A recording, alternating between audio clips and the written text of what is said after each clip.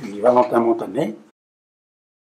Je suis né à Ginesta d'Ebre, un petit village au bord de l'Ebre, le fleuve qui traverse toute l'Espagne, alors de Vascongadas, Miranda d'Ebro, pas exactement. Et ça descend par Saragosse et descend jusqu'à Delta de l'Ebre. Alors donc, je suis né en 1929, le 25 juin 1929 exactement, et j'ai vécu mes jeunes années dans ce petit village. Le village, pour moi, c'est ma patrie. C'est là où on est né, la patrie. C'est là où on apprend à marcher, à parler. Et, parce que bon, en principe, je suis devenu apatride, je suis devenu internationaliste plutôt. Maintenant, je suis né et j'ai été obligé de quitter mon village à la suite de la guerre d'Espagne. Bon, pendant la période révolutionnaire, donc à Ginesta, il y a eu une collectivité qui s'est montée, dont mes parents, ils avaient des petits lopins de terre, ils avaient du mal à vivre avant. C'était des paysans? Ils étaient paysans, oui. Ils avaient des petits lopins de terre, mais les récoltes étaient plus ou moins florissantes. Il y avait des années qui pleuvait pas, bon, la récolte était minime. Alors il fallait toujours attendre que la coopérative paye les fruits un an après. Hein. Alors pendant ce temps-là, il fallait vivre, il fallait alimenter la famille, il n'y a pas d'histoire. Alors donc mes parents, bien souvent, ils étaient obligés d'aller chercher le pain à crédit. Le pain à crédit. Moi, je me souviens avoir été chercher comment ils appelaient ça, des ganims, c'est les déchets des poissons qu'ils mettaient dans la saumure. On allait chercher ça pour faire le repas. Ma mère m'envoyait chercher 5 centimes de ce produit pour préparer le repas. Parce qu'on il n'y avait pas de moyens. On n'avait pas Alors, mon père qui a participé à la collectivité, il m'a dit que les jeux, il nous a dit et répété jusqu'à la fin de sa vie, il a dit que les années les plus heureuses de sa vie, ça a été la période révolutionnaire. Parce que là, il n'y avait pas de problème. On avait tout ce qu'on avait besoin. On avait monté donc la collectivité avait monté une coopérative et tout le monde venait chercher ce qu'il avait besoin. Ils avaient monté d'abord, ils avaient fait une monnaie locale, mais en principe, ça fonctionnait même pas. C'était simplement pour quand on voulait acheter en dehors de la coopérative. En général, c'était pris toujours dans le circuit fermé de la collectivité.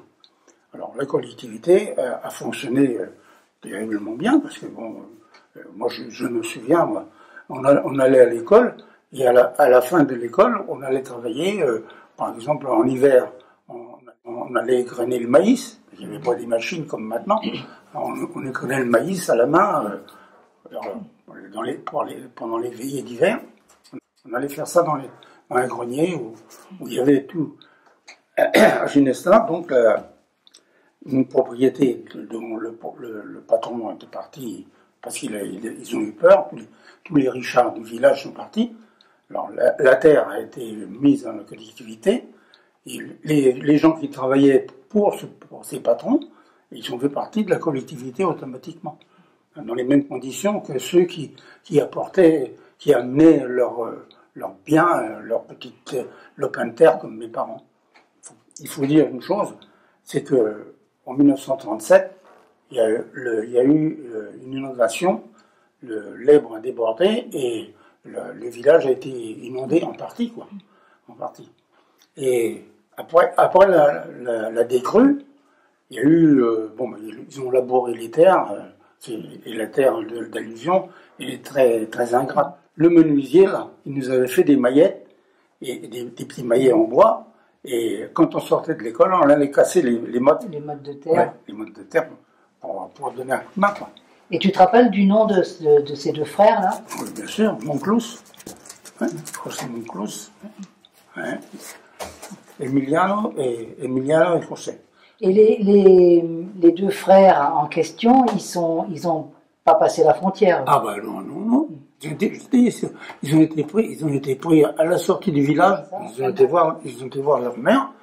Ils avaient passé, pour ainsi dire, les lignes franquistes. La nuit, ils marchaient la nuit. Et puis quand dans le jour, ils restaient planqués pour ne pas être découverts. Hein. Bon, ils ont donc ces deux gars-là. Ils ont réussi donc à arriver à Ginestar, voir leur mère, chose qu'ils n'auraient pas dû faire. Ils auraient pu continuer jusqu'à la frontière. Hein. Mais non, mais ils avaient faim. Alors bon, ils ont été voir la maman, et puis là, c'était leur perte. Et puis il y en a d'autres. Hein. À la sortie du village, la guerre civile les a chopés, parce qu'il y a quelqu'un qui avait entendu le coup de faire l'omelette la nuit. Bon, il y a quelqu'un qui a dénoncé, qui a prévenu la guerre civile. Et la guerre civile leur a mis dessus, la main dessus quand ils sortaient du village. Il y a quelqu'un qui n'avait fait aucune activité syndicale ni quoi que ce soit. Il a voulu retourner. Ils l'ont chopé, puis ils l'ont mené au camp de la Bota, puis ils l'ont tué. Bon. Ça, c'était courant, hein. C'était pas une chose. C'était des choses très. C'était normal pour le régime. Hein. Il fallait éliminer la racaille. Bon, ça n'a pas changé. Hein. Hier, Sarkozy, il soutenait le roi. Le roi, actuellement, le roi, c'est quoi? C'est un roi qui a été imposé par Franco, par un assassin, à la fin de la vie de la collectivité. En 1938, le 12 avril, le 12 ou le 18, je ne sais plus, je ne peux pas affirmer que ce serait le 12 ou le 18. On est parti donc de Ginestar, avec des charrettes et puis un petit troupeau de moutons. On est parti tous à l'aventure. On est parti. Donc, et on s'est arrêté. La première étape, c'était pas loin, même pas 10 km de Ginestar, on s'est arrêté. On a passé une nuit là, et le lendemain matin, en regardant comme ça de haut de Tivissa, on domine la vallée de l'Èbre et Mora d'Ebro. Et le pont a sauté. On a vu l'explosion et après on a entendu la détonation.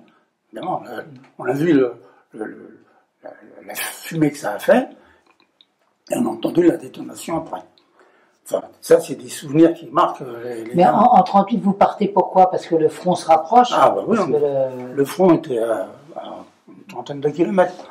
Mais encore de l'autre côté, il n'y avait pas encore eu l'invasion la contre-offensive de l'Èbre. Les républicains, ils ont traversé l'Èbre, à un moment donné. Bon, donc nous, on était donc partis.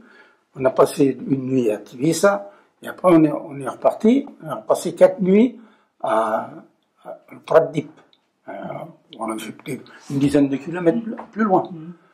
Et finalement, on a atterri à Reus.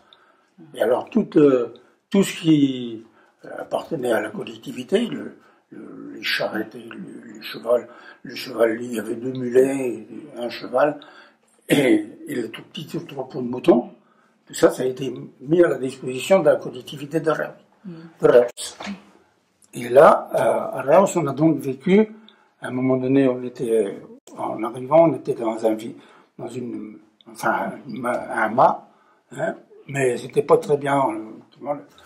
Finalement, on a réussi à trouver le mas de Nicolas, juste à côté du terrain d'aviation. Et là, on voyait partir les avions, les petits coucous de l'époque. Et puis bon, là, on a vécu pendant 9 mois, depuis avril jusqu'au mois de janvier. Et là, c'était un peu une aventure un peu bizarre, parce qu'on en a vu de toutes les couleurs. Les bombardements, on avait presque la visite presque tous les jours. Sur Reus, c'était bombardé régulièrement. Et le terrain d'aviation, il est pilonné. Alors, il fallait refaire les pistes, c'était un vrai. Et donc, on avait un refuge, il y avait une cave, mais assez profonde. Hein. Et on passait donc bien souvent une partie de la nuit pour éviter justement, s'il y avait une alerte, on était déjà à l'abri. À l'abri. Voilà. Et je me souviens, il y avait un cheval qui était de la résidence. Quand il y avait une alerte, n'importe, on aurait pu passer sous son ventre. On aurait pu passer sous le ventre, il ne bougeait pas. Et ben, quand il n'y avait pas d'alerte, alors il fallait faire attention. Quand on passait derrière, des fois, donner des coups de pied. Oui, bon. Enfin bref, tout ça, c'est des souvenirs qui marquent. Et je me souviens, on allait à l'école. J'ai fait une école dans un autre mât. Ils appellent ça à Réus, en pleine nature. Mais j'étais assez éloigné de là où on était, Mas de Nicolas. Il y avait peut-être 2 ou 3 kilomètres, quoi, même. Pour des gamins, il fallait y aller. Hein. Bon. Et un jour, bon, en revenant de l'école, il y a eu une alerte. Alors tout le monde est descendu à l'abri, mais moi, j'ai pas voulu descendre. Il y avait un groupe d'aviation, il y avait les coucous qui se mitraillaient là-haut. Alors je regardais ça, moi, à l'abri. Des fois qu'il y a quelque chose qui tombe, on était mis au coin d'une porte comme ça, et je les regardais voler là, se piquer l'un sur l'autre, avec les petits glands, là, tu sais. Parce que c'est pas des avions comme maintenant, hein, et qui vont à la vitesse du son. Là, c'était le tout. Et puis moi, je regardais ça, c'était beau. Mais ma mère, elle était pas contente. Alors, il y a une chose qui m'a marqué aussi, c'est qu'on entendait à la radio, il y avait la radio, et on entendait Charles Trenet chanter des chansons. Qui est-ce qui avait pensé qu'on allait arriver en France? On ne pensait pas de tout ça. Hein. On pensait qu'on allait pouvoir revenir à Ginesta sans tarder. Donc voilà, le 11 janvier, on est parti de Reus par le train et on a couché à Barcelone dans le métro. On a passé une nuit dans le métro à Barcelone et le lendemain, on a réussi à avoir un train qui nous emmenait, qui nous rapprochait de la frontière. Parce que, bon, tout le monde essayait de se rapprocher de la frontière déjà. À l'époque, tout le monde essayait de s'en aller. Quoi, on sentait que c'était la fin, qu'on n'allait pas pouvoir tenir le coup. Donc on est parti dans ce train. Et le train, on a dû partir en même temps que Alba, hein, ma compagne, parce que il s'est produit la même chose. Et ça rappelle exactement les mêmes trucs qui se sont produits. À un moment donné, le train, il a fait marche arrière pour rester sous le tunnel. Parce qu'il y avait une alerte. Alors donc, on a attendu que ça se passe. Ouais, de Barcelone, on a pris un autre train, on est atterri dans un petit village qui s'appelait Fontetes. Mais alors maintenant, ils l'ont débaptisé, ils l'ont appelé Fontanillas. Fontetes, Fontanillas. Et là, il y a une anecdote qui nous a marqué.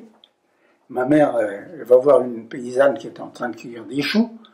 Alors elle dit, ben, vous ne pourriez pas m'en vendre nous deux pour mes enfants, tout ça. Alors elle dit, non, c'est pour les vaches. Ah bon. Ma mère, elle a dit, bon, on va pas en avoir. Mais on en a eu, parce qu'elle était les chercher. Une fois que la paysanne est partie, hop, elle les a pris, et là-après, elle a payé. On a mangé du chou le soir. Il fallait manger quelque chose. On n'a pas mangé beaucoup de viande. À l'époque, la viande, on ne connaissait pas. Hein.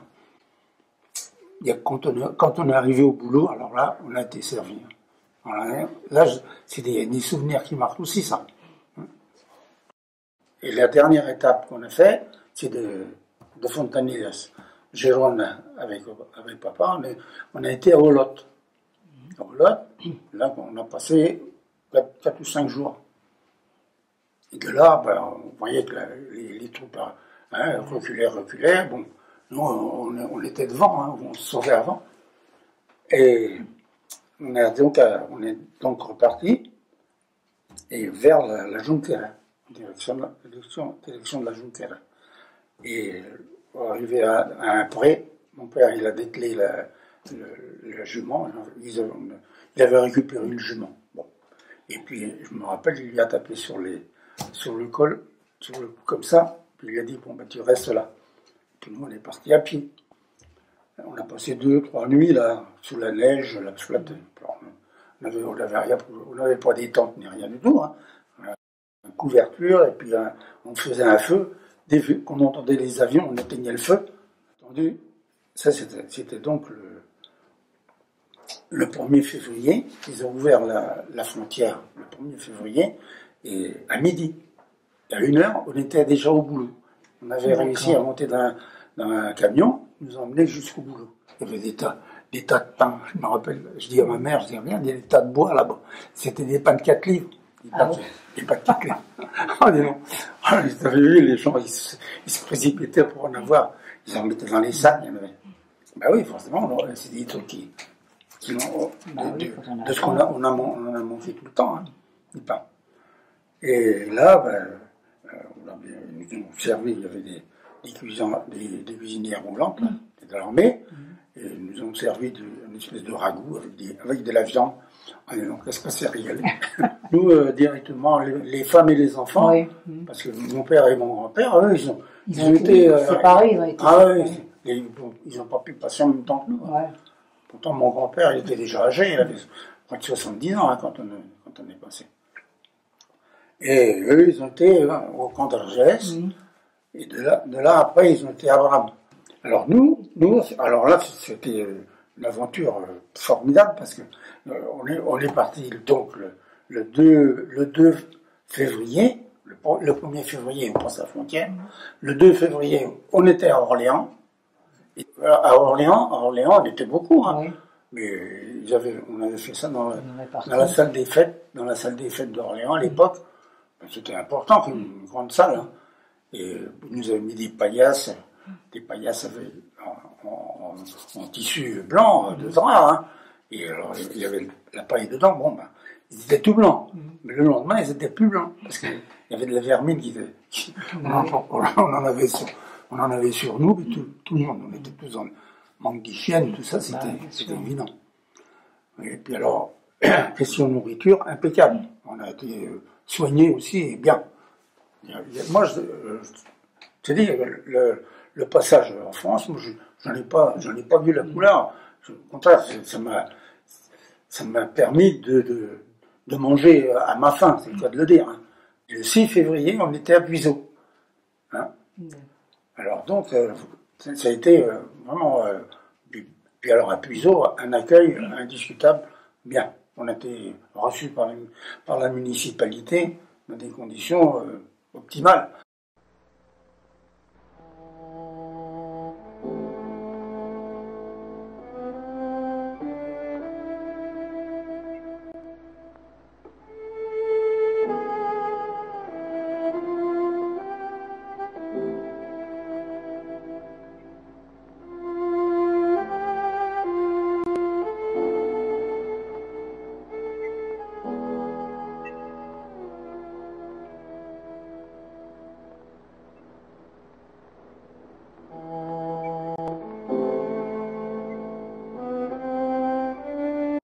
Quand on est arrivé à Puiseaux, on a donc couché dans une maison qui avait été réquisitionnée, enfin mise à notre disposition.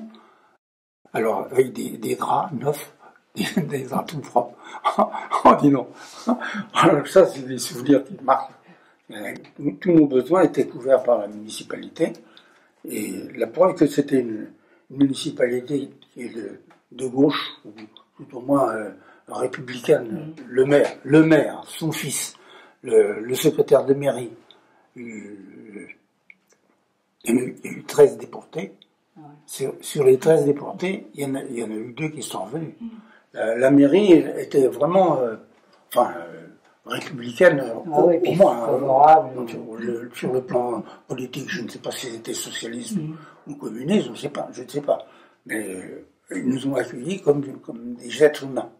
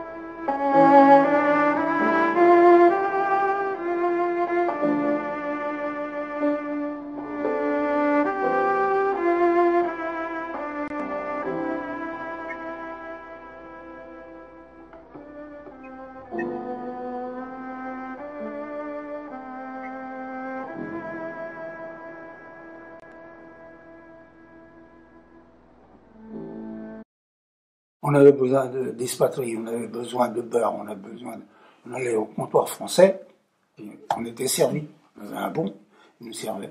Alors après, bien sûr, quand mon père a réussi, parce que c'est encore un coup, mon père et mon grand-père, ils étaient donc au camp de Bram, et puis la veille de la déclaration de la guerre, hein, en septembre 39, hein, ils ont réussi, et il y a un cultivateur qui a réclamé qu'il avait besoin d'un homme pour travailler à la ferme. Et donc il a fait une demande, et mon père et mon grand-père sont arrivés à Puiseaux. À Puiseaux, il y avait encore à l'époque, maintenant il n'y a plus de chemin de fer, mais à l'époque il y avait le train qui passait.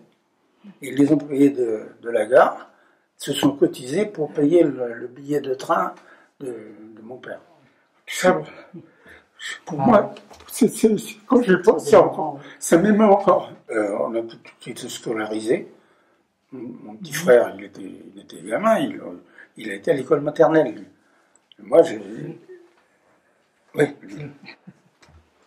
de l'école maternelle. Et moi, donc, j'étais mis avec les jeunes qui arrivaient de la maternelle à l'école municipale. Et évidemment, moi, en Espagne, je connaissais les tables de multiplication, division, tout ça.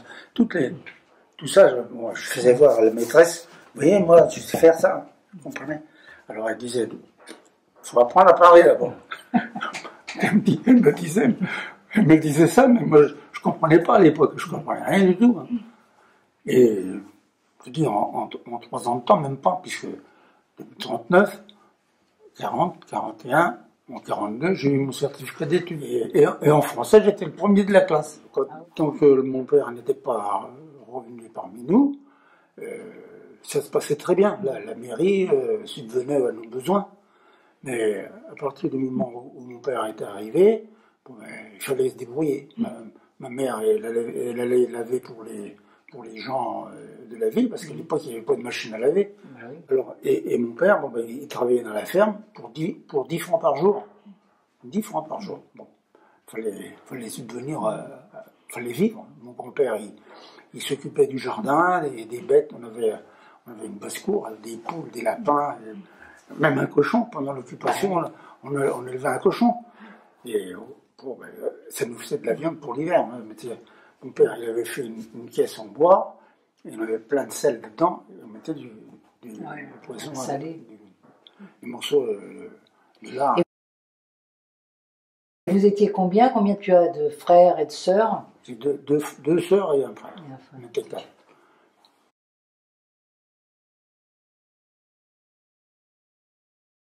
Ma sœur, elle travaillait dans un petit hôtel, hôtel-restaurant. Et puis quand les Allemands sont arrivés, les Allemands, ils ont pris des chambres dans l'hôtel. Alors mes parents, ils ont dit, c'est pas bon, ma fille. Ma sœur, elle avait 16-17 ans. Et ils ont dit, non, tu sors de là, les Allemands, on ne sait jamais. Et puis elle a été travailler dans une ferme.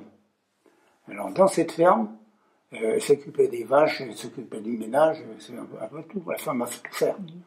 Et puis un jour, en montant à une échelle pour aller chercher du fourrage pour les bêtes, l'échelle a glissé et donc elle s'est trouvée la jambe coincée entre 2 barreaux. Ça lui a fait une fracture ouverte. Elle est restée de 10h du matin jusqu'à 5h de l'après-midi sans voir le docteur ni quoi que ce soit. Aucun soin, rien. Et elle est rentrée à l'hôpital à 20h. À 20h, elle arrivait à l'hôpital de Montargis. Et là, ils ont essayé de lui garder, de lui soigner comme ils ont pu, mais la gangrène s'y est mise, et puis c'était fini. Hein, alors, ils ont appelé mes parents. Mes parents, ils leur ont dit, voilà, c'est à choisir. C'est la jambe ou la fille qui s'en va. Alors, ma sœur, elle a vécu jusqu'à l'âge de 86 ans, hein, avec une seule jambe. Voilà. Pendant l'occupation, la seule chose qui nous a manqué, c'est le pain. Et le pain, la viande, on ne mangeait pas beaucoup. Mais je me souviens, on mangeait, ma mère, elle s'était mise en rapport avec avec le boucher, et tous les poumons de mouton, c'était pour nous. C'était pour nous. Je me souviens, quand on est arrivé, évidemment, on ne parlait pas bien, du tout. Au départ, du tout. Petit à petit, on a parlé. Et un jour, il y a un bonhomme, on peut dire que c'est un bon homme, hein, et il m'a sorti un truc, ça m'a chiffonné parce que je comprenais, mais je ne pouvais pas répondre. Je ne parlais pas bien. Alors il m'a sorti, il m'a dit un jour, c'était un Espagnol de l'armée en déroute qui s'arrêta en France pour lui casser la croûte. Alors là, ça m'a pris là, c'est impossible de lui répondre du tac au tac. Hein. Mais après, il m'a fait comprendre que c'était une blague. Et après, j'ai travaillé, parce que à partir du moment où on ne pouvait pas aller à l'école, il a fallu gagner sa croûte. Hein. Alors j'ai fait la moisson, j'ai fait les battages, et après les dégarnissages de betteraves et tout, comme à la campagne. Et après, j'ai travaillé dans une ferme. Alors là, il m'est arrivé une sorte d'aventure là aussi. Quand je travaillais dans une ferme qui était plutôt négociant en vaches. On m'a fait aller à Neuville-aux-Bois. C'est à mi-chemin entre Pithiviers et Orléans. Et aller chercher deux vaches avec le joug. Et moi, j'avais l'aiguillon, il fallait qu'ils me suivent. Et je suis passé à Pithiviers un jour de marché, un samedi après-midi, un jour de marché. Il y avait du monde partout. Des vaches. Je connaissais pas les rues. Enfin bref, nous voilà partis. J'ai fait 40 km de Puiseaux, hein. 40 km à pied. Et le patron, il est venu m'attendre à l'entrée du village avec la bétaillère. Alors là, on a remis les deux vaches dans la bétaillère pour aller à la ferme. J'avais 15 ans à l'époque. Hein. C'était un gamin. La ville de Puiseaux, vraiment, moi, je regarde que des bons souvenirs. À part les misères. Les misères, bon, ben, évidemment, on les a supportées, mais le souvenir de Puiseaux par lui-même, la ville de Puiseaux, c'est quelque chose qui a marqué. Moi, j'étais gamin, et puis bon, j'étais élevé. Et j'ai appris le français dans cette ville. C'est ma deuxième naissance, pour ainsi dire. Ouais, on s'approchait de la Libération. Il y avait un maquis à côté de Pithiviers. Ouais. Bon, il y avait un maquis. Bon. Et puis ils sont arrivés, les maquisards sont arrivés à Puiseaux. Tout le monde était content. Ça fait un attroupement sur la place du Martroi. Martroi. Ah ouais. Un ancien français. Hein. Et il y avait plein de monde. Et puis d'un seul coup, il y en a un qui dit, il y a les Allemands qui reviennent sur la route de Malesherbes. Dis non, t'avais vu, une volée de moineaux. Une volée de moineaux, tout le monde est parti chez eux. Et moi, je suis arrivé à la maison, et les effluves, ils longeaient les murs comme ça. Et en effet, il y avait une voiture d'Allemands qui arrivait de la route de Malesherbes, juste à côté de chez nous. Et juste à côté de chez nous, hop, il y a une rue perpendiculaire. Ouais, ils sont partis sur la gauche. Les effluves, ils ont tiré dedans, mais trop tard. Ils étaient partis. Voilà. Mais c'est des trucs que quand l'école avait on s'approchait de la Libération. Il y avait un maquis, voilà, plein de trucs. Et le deuxième DB qui sont venus en repos. Après, il a fallu monter à Paris. Alors bon, j'avais fait un apprentissage de mécano dans un garage pendant 3 ans. Au bout de la 3e année, bon, le patron il voulait plus me garder, ou alors il n'avait pas de boulot pour moi. Bon, je suis parti. Alors, j'avais pris, tout en étant encore apprenti, j'avais pris 4 hectares de betteraves à dégarnir. Tu sais, on travaillait à la tâche. Et donc, j'ai fait ces 4 hectares de betteraves. Ça m'a fait un peu d'argent.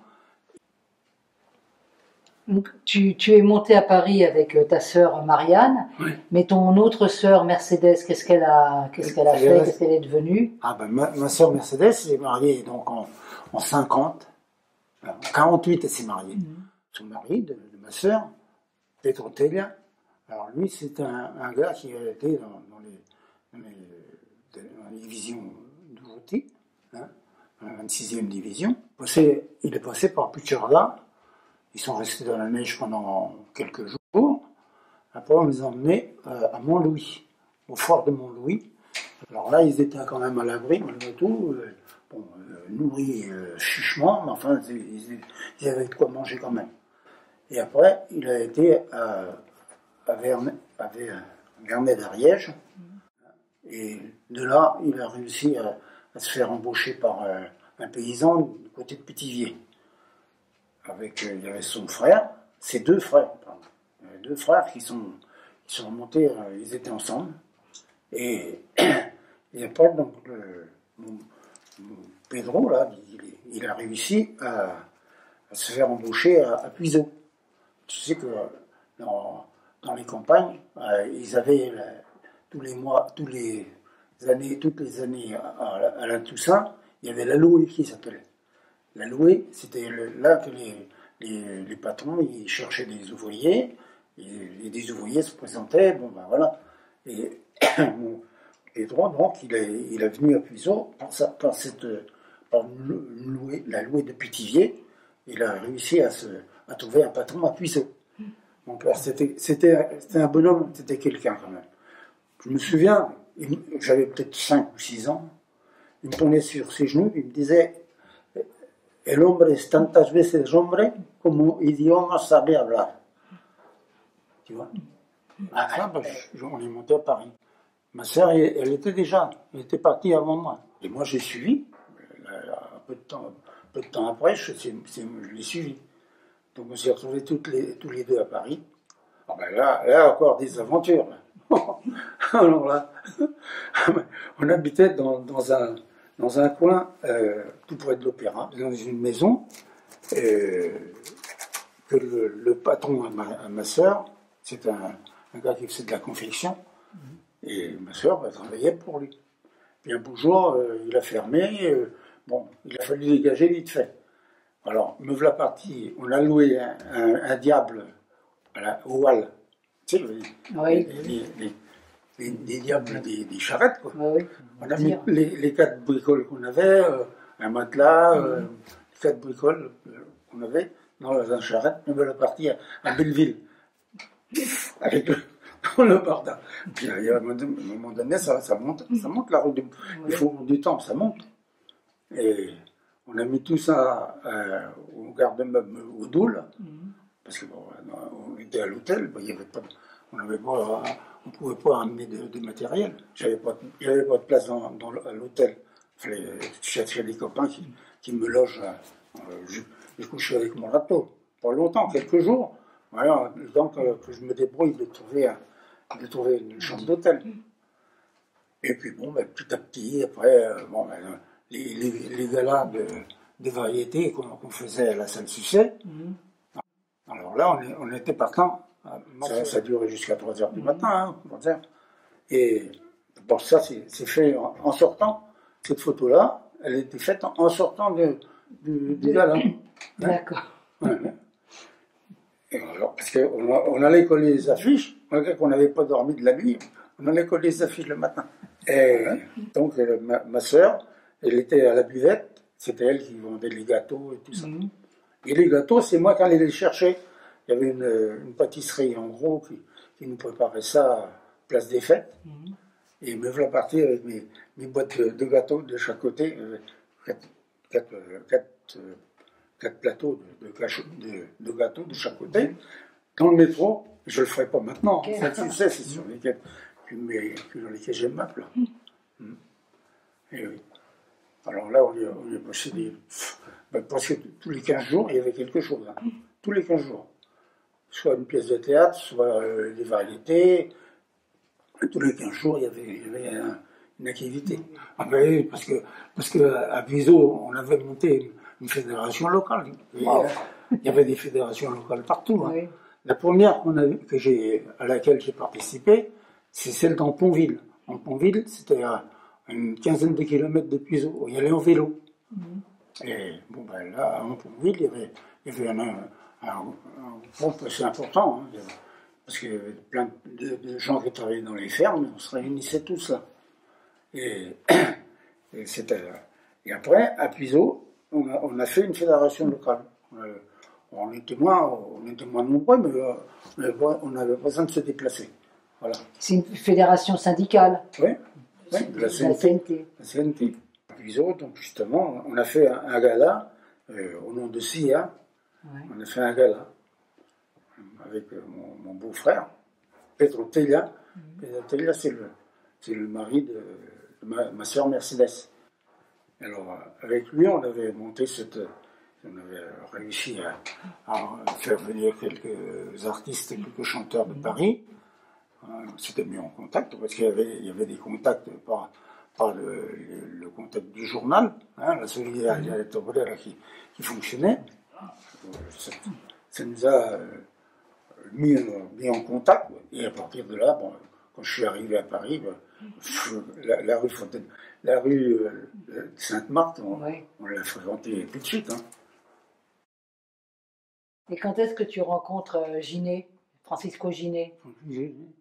C'est pareil, on le rencontre au local, à 24 Sainte-Marthe.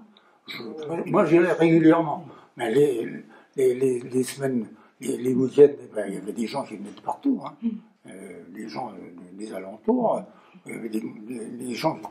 On était 600.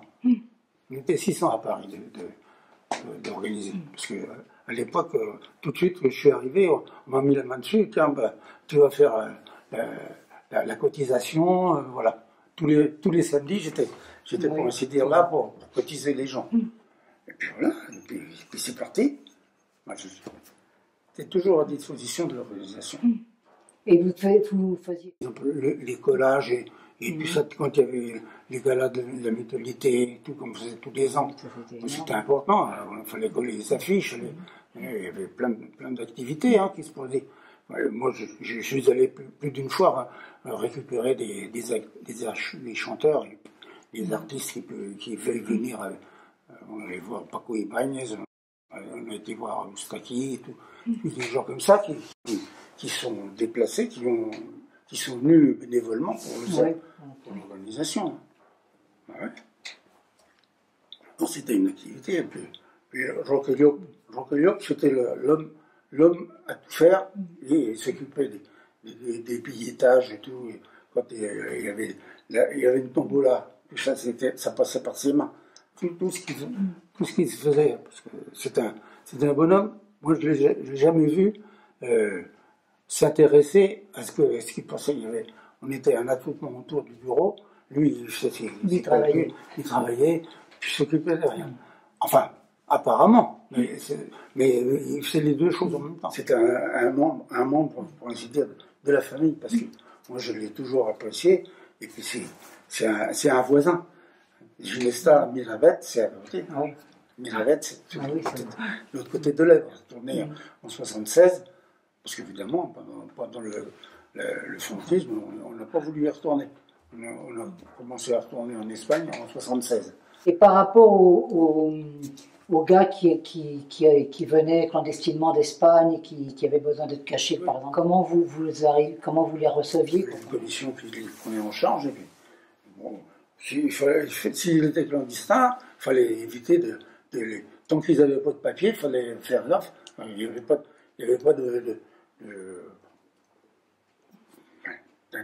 trop d'intervenants. Si ça passait dans les mains du comité, de l'organisation, on ne les laissait pas dans la nature. Ils n'étaient pas abandonnés. Voilà. Et vous arriviez à leur procurer des papiers ou... Oui, il y avait un service qui s'occupait de ça. Il y avait un nommé Rolas qui travaillait à l'Office des réfugiés, à l'OFPRA. Et bon, il s'arrangeait, il débrouillait la chose, et puis on avait des papiers, quoi. Quand Franco est mort, comment ça s'est passé pour vous? Enfin, quel a été ton sentiment? On était tous joyeux. On n'a pas participé au deuil, parce qu'il y en a qui ont pleuré. Pour nous, c'était un soulagement. On dit, bon, c'est une bête féroce qui nous a obligés de quitter le pays. Et Bon, ben, il est mort, tant mieux. Mais il n'aurait pas dû mourir comme ça. Bah oui, il est mort dans son lit. Puis alors, le fait, le plus terrible, c'est que il a laissé bien implanter le régime, parce que le régime n'a pas changé. Hein. Il y a toujours des ferments de l'époque. Hein. On peut dire ce qu'on voudra, mais l'Espagne n'a pas évolué. Il y a toujours ce penchant réactionnaire et contre-révolutionnaire. Bon, ben, malgré qu'ils étaient obligés de lâcher des choses pour l'avortement, pour plein de trucs. Hein. Hein, le régime, il est là. C'est une monarchie qui a été imposée. Et bon, le roi, il a élevé la voix parce que ça s'est tourné comme ça, parce qu'il a vu qu'il ne pouvait pas faire autrement. Et voilà. Le fait, c'est qu'ils sont toujours là. Ils sont toujours là à l'affût.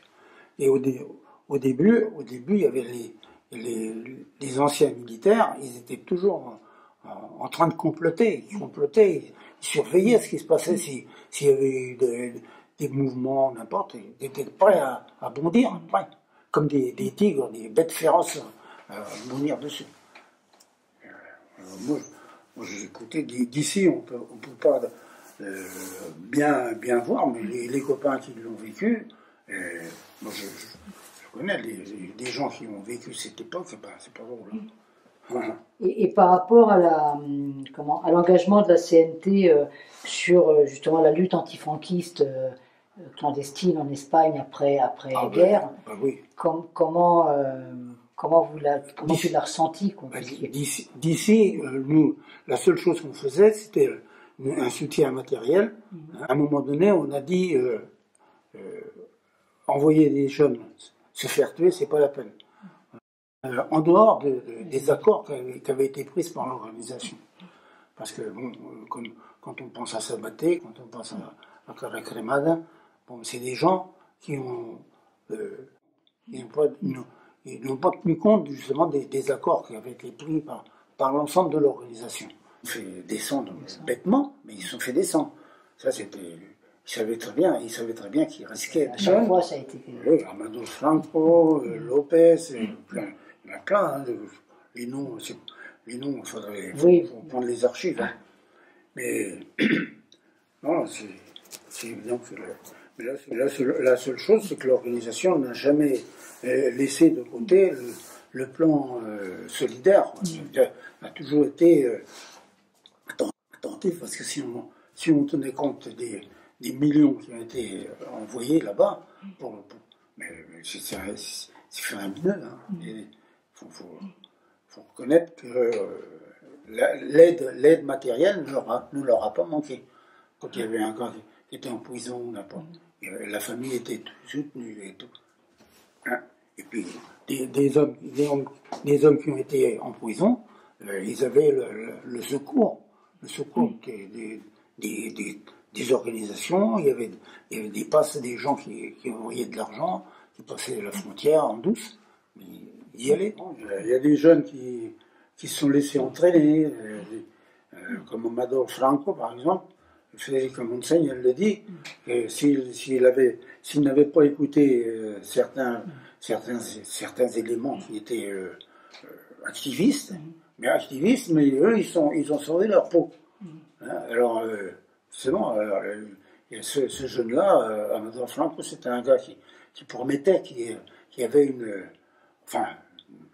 culture, déjà, il avait une culture, puis une méthode, des méthodes d'organisation qui auraient pu, il aurait pu donner des avantages sur le plan social, quoi. Mais du fait qu'il est tombé en contact avec un activiste, alors voilà, il est parti et puis il a été buté. Voilà. Je me souviens des histoires qu'on faisait, les manifestations qu'on allait. Je me souviens avoir été à la manifestation en 53, 53 ou 51, je ne me souviens plus. On avait été manifesté devant l'ambassade franquiste, parce qu'il y avait eu des fusillés à l'époque, les dons, je ne me souviens plus. Mais il y avait eu des fusillés, des jeunes qui avaient été fusillés. On avait fait une manifestation devant l'ambassade. Et bon, ben moi, je m'en allais, je partais de la manifestation, c'était séparés, et j'allais prendre le métro. Et ben, on m'a chopé dessus, on m'a tombé dessus, les flics m'ont embarqué.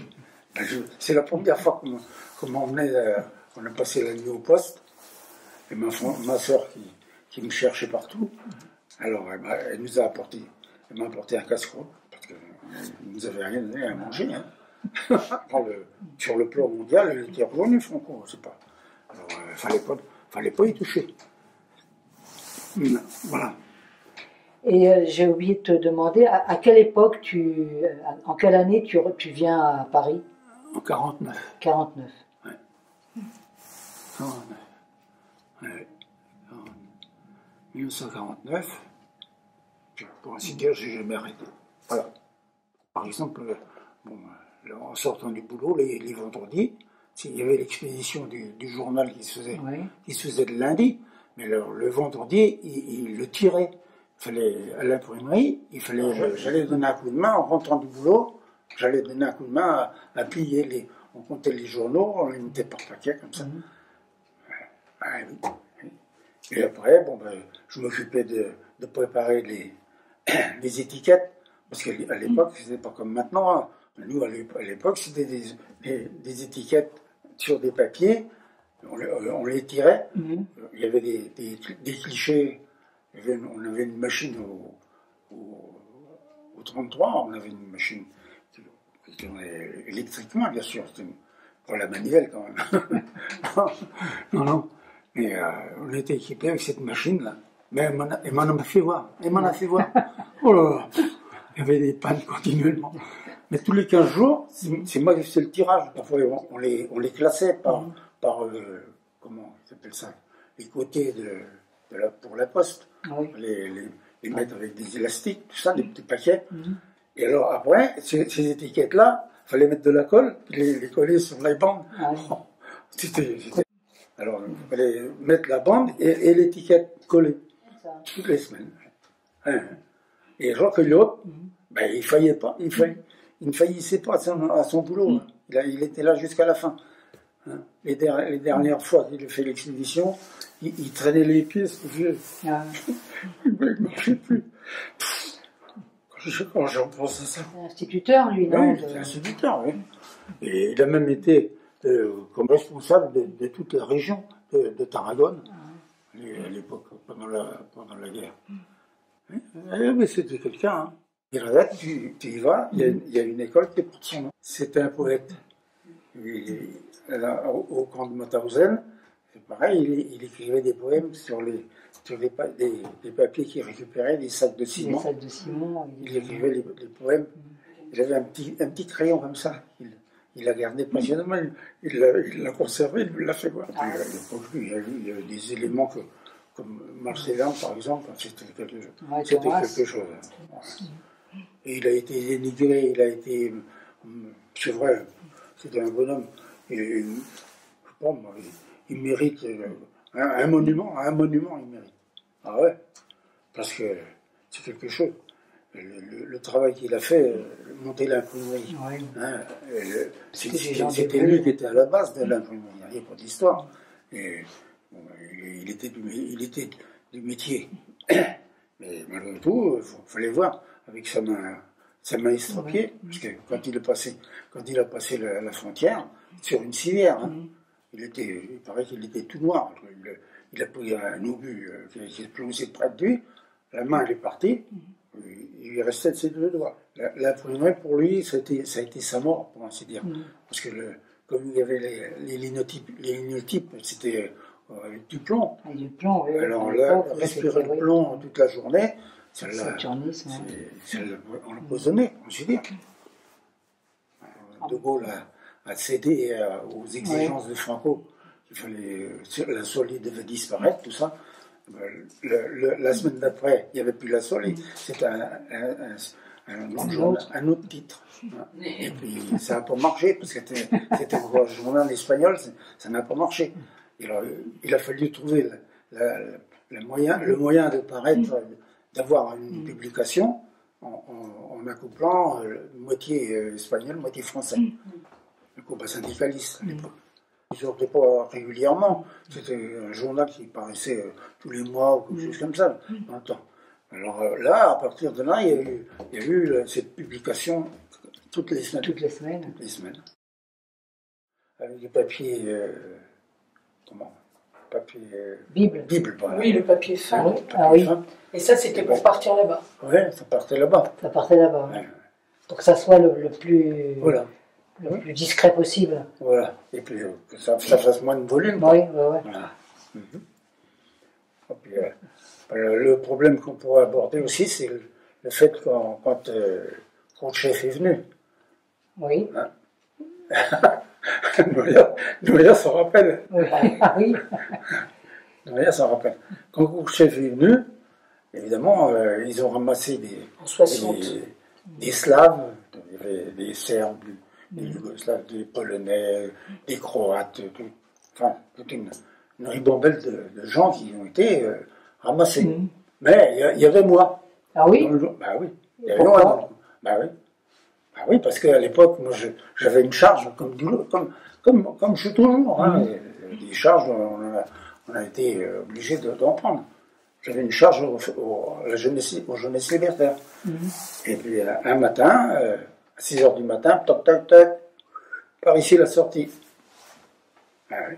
Et dans ce cas-là, ils te mettent où? Ils nous ont emmenés à Belle-Île-en-Mer. Ah, carrément en vacances, quoi. En vacances. Bah oui.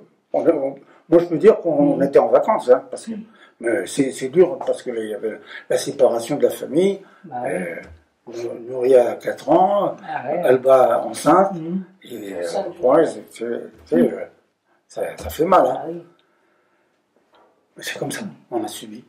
Et vous êtes resté combien de temps? Le temps 5 semaines. Il venait pour 3 semaines, oui. mais il a voulu lui faire faire le tour de France. Il l'a emmené, je ne sais pas où, à Nice, partout. Ah ouais, 5 semaines, il y a une histoire qu'il faut sourire. Le 1er avril, avec le postier, avec le gars qui travaillait à la poste, il me dit si on disait que vous êtes parti avec une barque, vous avez embarqué, vous êtes parti. Alors ils ont fait courir le bruit, comme quoi on était parti. Alors le commissaire qui était au palais, nous on était à Sauzon, à Belle-Île. Et le commissaire, quand il a eu vent, il a dit ça va pas, faut qu'on voit ça. Un mec avec une jeep, le voilà arrivé à Sauzon, et puis il dit bon qui est-ce qui avait lancé cette histoire? Comment ça se fait que vous avez fait ça? Qui est qui est à la tête de ça? Alors il fallait bien qu'il y ait quelqu'un. Je dis moi c'est moi. On n'allait pas mettre le postier dans le coup. Ça risquait de lui créer des ennuis. Alors, me voilà parti, nez à nez avec le commissaire. Il dit, vous savez que ça pourrait vous coûter cher. Hein. Outrage magistrat, ça pourrait aller loin. Hein. Bon, je dis, écoutez, je suis à votre disposition, je suis là. Hein. Je ne peux pas m'en aller, j'ai pas de bateau. Alors, bon. Et puis, je dis, vous savez, c'est le 1er avril. Hein. Alors, il n'a pas voulu, quand même, il aurait été ridicule. Là, ils sont partis en Corse. En Corse, il y en avait beaucoup plus. Il y avait Ferrer, il y avait Jean-Minal Garcia, Pepito Valch. Ils sont restés comme nous, 5 semaines. À Belle-Île, il y avait un autre Espagnol, d'Évreux. Ouais. À l'époque où pour ainsi dire, j'ai le plus milité, c'est à partir de 70, quand on est arrivé au Vignoles. Quand on était à Sainte-Marthe, je donnais un coup de main, mais je n'avais pas de responsabilité, pour ainsi dire. Mais à partir du moment où on est arrivé au Vignoles, alors là j'ai pris le service. Pendant 10 ans, j'étais le secrétaire d'administration. Alors les cotisations de toute la région parisienne passaient dans mes mains. Les timbres, j'en ai puis la correspondance, et puis tous les je donnais un coup de main pour les expéditions des circulaires, Fontainebleau, Melun, et après, après j'ai eu un répit de 10 ans. Mais 10 ans après, il n'y avait personne pour remplacer. J'en ai repris un coup pour 10 ans de plus. Et puis après, c'était la plongée. Il n'y avait plus que le journal comme activité. Pour ainsi dire. Maintenant, c'est plus un journal. Bien sûr, aimer, il se donne du mal à conserver. C'est bien. C'est bien ce qu'il fait. Mais c'est plus le journal comme il y avait avant, qu'il y avait différents acteurs, différents écrivains, il y a des gens qui participaient, on voit bien, c'est plus le même vie, c'est pas la vie d'un, c'est plus la vie d'un journal, ça maintient la relation dans tous les gens qui participent. Il y a quand même près de 200 journaux envoyés tous les mois, tous les mois, quand il paraît, parce que là c'est moins régulier. On voit des paquets à différents endroits. En Australie, il y en a, en Australie, au Canada, c'est pareil. Les gens meurent, ceux qui suivent ne suivent pas, justement. D'Australie, régulièrement, il y a un gars qui envoie sa participation. Et là, l'ambiance de la rue Sainte-Marthe, c'était comment? Il y avait fraternel et justement, il y avait des dissensions. L'organisation a été perturbée. Il n'y avait pas eu dimanche, n'importe quel jour. C'était sans arrêt, c'était un mouvement perpétuel. À Sainte-Marthe, il y avait le solidaire Tobrel. Et l'activité, c'était important, parce que on tirait plus de 5000 à l'époque. C'était quelque chose. L'IOP, il s'en dépliait. Alors là, je me souviens avoir été plusieurs fois pour l'expédition, donner un coup de main, si. C'était avant 50. Les gondoles, c'était en 57. Plus de 5000, ça tirait. C'était quelque chose. Et puis, autant à Toulouse, parce qu'à Toulouse, il y avait CNT qui paraissait toutes les semaines aussi. CNT, c'était un journal qui paraissait en Espagne. Et Solidaridad Obrera aussi. Mais Solidaridad Obrera, c'était à Barcelone. Et CNT, c'était à Madrid. Là, c'était à Toulouse. Et à Paris. Et à Vignol, il y avait un coiffeur qui venait aussi. Et c'était là où on parlait politique, beaucoup, souvent. Au Vignol, il y avait toutes les activités. Coiffeurs, les joueurs d'échecs, il y a ceux qui bavardaient et ceux qui travaillaient comme ça. Le fameux Peralta, lui, alors là-dessus, c'était le secrétaire avec Marcellin. Il était à l'époque, il y avait le comité intercontinental, il était à Paris. Il y avait donc Marcellin, Peralta, et Peralta, il était toujours en train de taper à la machine, avec 2 doigts. Et au 33, c'est vous qui vous chargiez aussi des travaux et tout ça à l'époque, avant, oui. L'installation. Les transformations, oh là là, c'était un gourbi, c'est le cas de le dire. Oh là là. Il y avait un dépôt de matériel, une association. Il a fallu mettre tout ça à la poubelle. Alors, il y avait eu des travaux qui ont été faits, la peinture et tout ça. Oui, il y avait besoin de. Alors tout le monde y allait.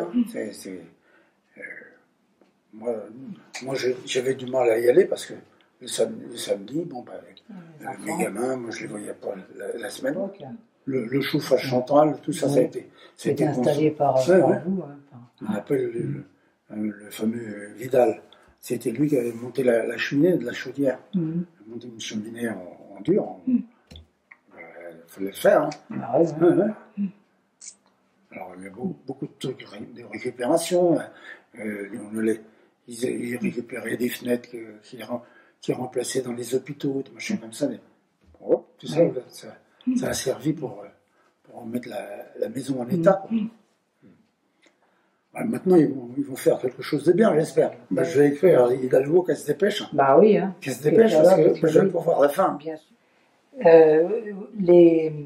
Dans les années 50, 60, quand il y avait des activités clandestines en Espagne et qu'il y avait des groupes qui passaient ou qui revenaient, comment ça se passait pour vous Pour nous, moi personnellement, je n'essayais pas d'intervenir dans des problèmes.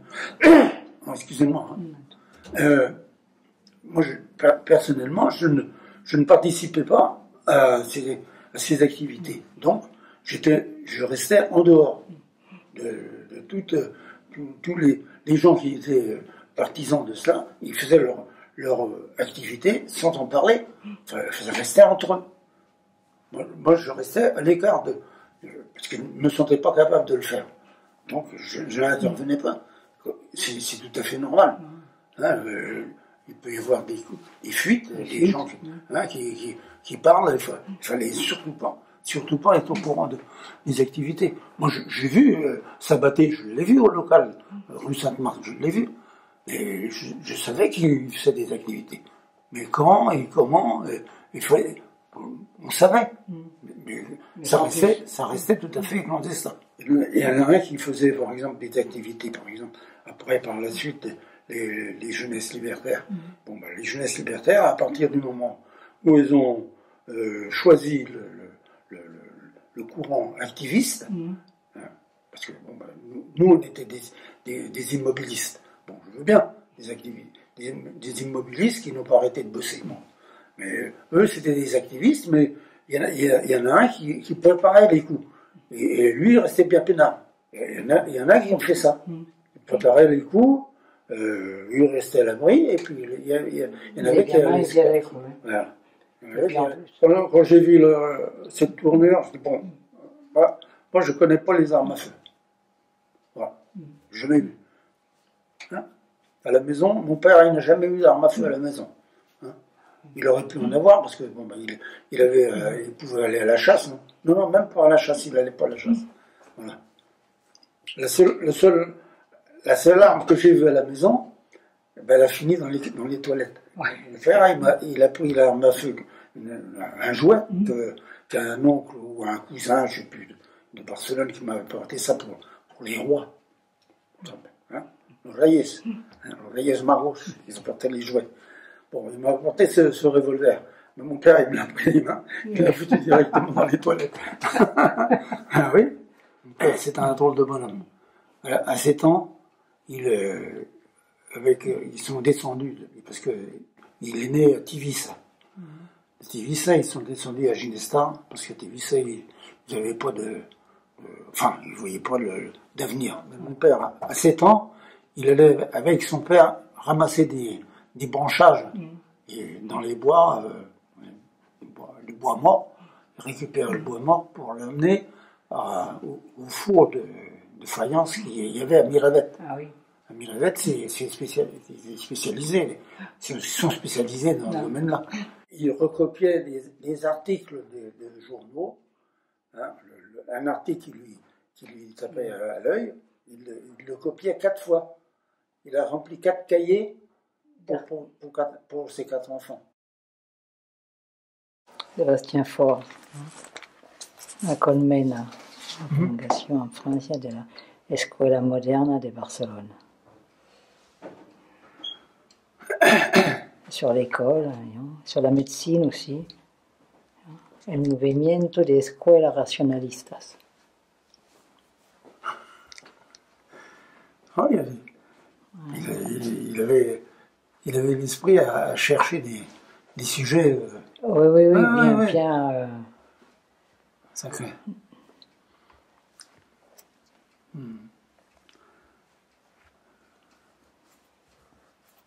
Algo sobre dictamento del comunismo libertario. Eh oui. Francisco Ferrer y Guardia. Lui, c'est vraiment. Bon.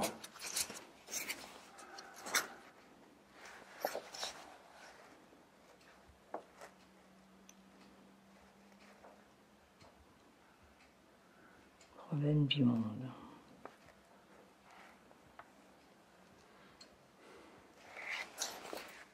Ah oui, aussi. Mon père, il n'a jamais voulu retourner. Nous, en 76, on y a été la première fois.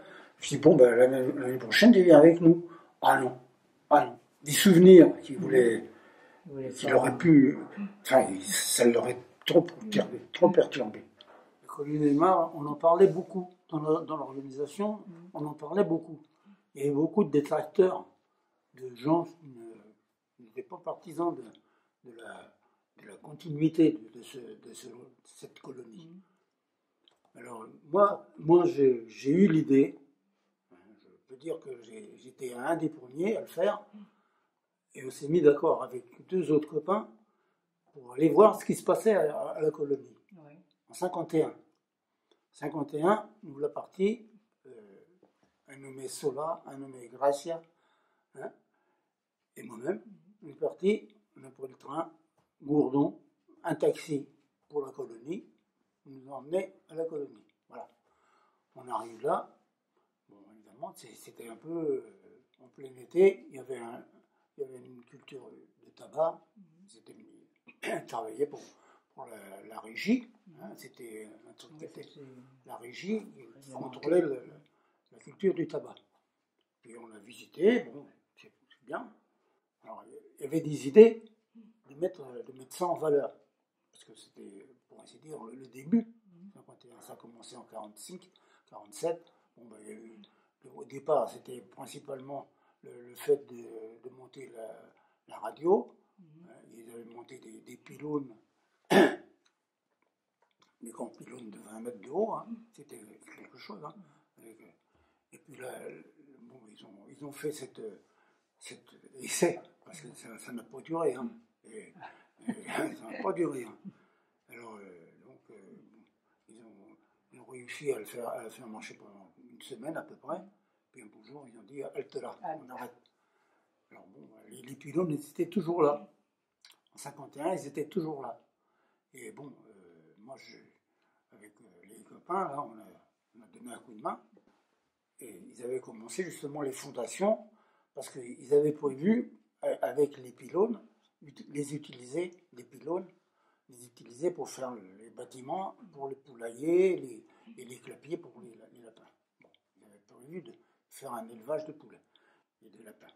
Alors donc, on a participé à faire la fondation. Il y a des photos, on peut les vérifier. Et voilà, on a donc vécu en collectivité pendant cette période de vacances. On est revenu à Paris et on a proposé à la première réunion qu'on a eue des jeunesses libertaires de l'année suivante faire une concentration internationale. Alors là, on a envoyé la proposition à Toulouse. À Toulouse, ça a été accepté et ils ont mis tout ça en route pour justement faire la propagande et la publicité pour que les gens d'Europe, parce qu'il y avait des Suédois, il y avait des Polonais, il y avait plein de monde, hein, des gens qui se déplaçaient pour venir, des Yougoslaves, et puis des Serbes, des Bulgares et tout. On était, en 52, il y avait du monde, il fallait voir, on était 500. Hein. Alors c'était important. Les Italiens, puis des Espagnols de toute la région, de Bordeaux, de Toulouse, de Decazeville, tout ça. Parce que la première année, on s'est retrouvé avec un gars de Decazeville. On était donc on était 4 jeunes, et des gens, des hommes plus âgés que nous, comme Vergara par exemple, il était plus âgé. Mais c'est pareil, c'est un gars, il a décidé de venir vivre à la colonie. Il a été en 52 jusqu'en 51, 52, et en 53, il est reparti. Et d'ailleurs, Sanchez, le principal de la colonie, ben, c'est pareil, il a lâché, il est parti aussi parce que c'était pas vivable. Ouais. Et pourquoi c'était pas... Parce qu'il y avait quelques-uns qui travaillaient pour soutenir des personnes âgées, handicapées, qui étaient là et qui ne produisaient pas, qui n'étaient pas aptes à travailler, à produire. Alors évidemment, nous, dans notre région, ici à Paris, on avait fait monté un groupe Amigos d'Aymare, et on se cotisait pour justement essayer d'améliorer leurs possibilités. On avait donc des cotisations, toutes les semaines il y avait des apports qui nous arrivaient, et puis on avait à ramasser de l'argent pour faire un réservoir d'eau de récupération, parce qu'il y avait deux sources, mais l'eau s'en allait dans la nature. Alors il a fallu faire un réservoir, on l'a payé avec nos cotisations. Hein? Voilà. Et puis bon, je dis, le travail, et puis mes parents, mon père et ma mère, ils y ont été jusqu'en 57. Ouais. Jusqu'en 57. C'était les derniers, pour ainsi dire, qui sont allés tous les ans en vacances. Et mon père, alors lui, c'est un bonhomme qui était amoureux d'Aymar. Ça a été vendu après, en 61. Parce que nous, à Paris, on avait ce groupe d'Amigos d'Aymar. On avait proposé à ce qu'il y ait des groupes qui se forment partout, à Bordeaux, à Toulouse, un peu partout, et qu'on fasse en sorte que les handicapés, les malades, ne soient pas pris en charge par ceux qui travaillent. Parce qu'évidemment, ceux qui travaillaient, ils ne produisaient pas assez pour alimenter 25 personnes. Hein? Alors donc, il fallait trouver une solution. Il aurait fallu que ça soit pris en charge par des groupes d'aide extérieure. Mais ça n'a pas marché. On a écrit et réécrit, et on n'avait pas de réponse. Alors du coup, on a laissé tomber, on a levé les bras. Si tu veux. Et que sont devenus les gens qui étaient les handicapés? Ils sont partis dans les maisons de retraite. Dans les maisons de retraite ordinaires. Voilà. Alors qu'on aurait pu conserver ce pied-à-terre pour faire des colonies de vacances, des enfants qui auraient pu... on avait même imaginé de faire une piscine et tout ça. Oui, tout ça, on aurait pu. Mais s'il y avait eu un appui plus important. Oui, c'est dommage. Parce que moi c'est pareil, j'en étais... C'est une belle expérience. Moi, je vivais pour, justement, dans Paris, dans les réunions, je disais Aymare, Aymare, Aymare, les bras au ciel. Et à Toulouse, partout, les gens, ils n'aimaient pas. Pourtant, c'était important. Moi, à mon avis, c'était important qu'on ait pu conserver ça pour la suite. Voilà. Oui, c'est une belle ça a été vendu pour une bouchée de pain et partout. Le premier qui a été réalisé, c'était à Aymar. Le premier congrès en 45, 46, il a eu lieu en 45, il a été lieu à Paris. En 45, il y a eu un congrès très important, la maison de la science. C'était là. Le congrès s'est réalisé là, et pour la clôture, il y a eu le premier meeting qui a eu lieu à la Mutualité. Ouais, Frédéric Monseigne, quand il y a eu les galas, les festivals tous les ans à la Mutualité, il montait régulièrement. Il y a eu des congrès qui sont produits à Toulouse, d'autres à Marseille. En 75, il a eu lieu à Marseille. Je participais en tant que fédération locale de Garges-les-Gonesse. Garges-les-Gonesse. Il y avait... À l'époque, il y avait donc Vidal, il y avait Baigès, il y avait Francisco Iglesias. Alors, c'est un bonhomme aussi, celui-là. Il venait de Nanterre. Il venait de Nanterre à Sarcelles, à La Réunion. C'était quelqu'un, ce bonhomme-là. Ah ouais, alors ça c'est des souvenirs. Ce bonhomme-là, il faisait à l'époque, au temps de la République, il faisait des conférences, il allait en Espagne, il a parcouru l'Espagne, pour ainsi dire. À Ségovia, en Andalousie, partout, en Aragon, partout, il allait. Alors, et en Catalogne, il avait la prudence de dire, si il y a quelqu'un dans la salle qui ne comprend pas bien le catalan, je fais la conférence en castillan. Moi, je connais, par exemple, à la fédération locale de Badalona, actuellement, les réunions se font en castillan. Ah, c'est bien. Toutes les réunions se font assis.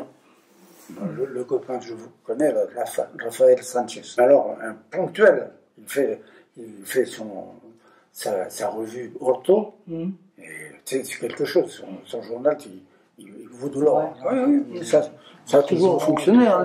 L'aide matérielle n'aura jamais manqué. Hein.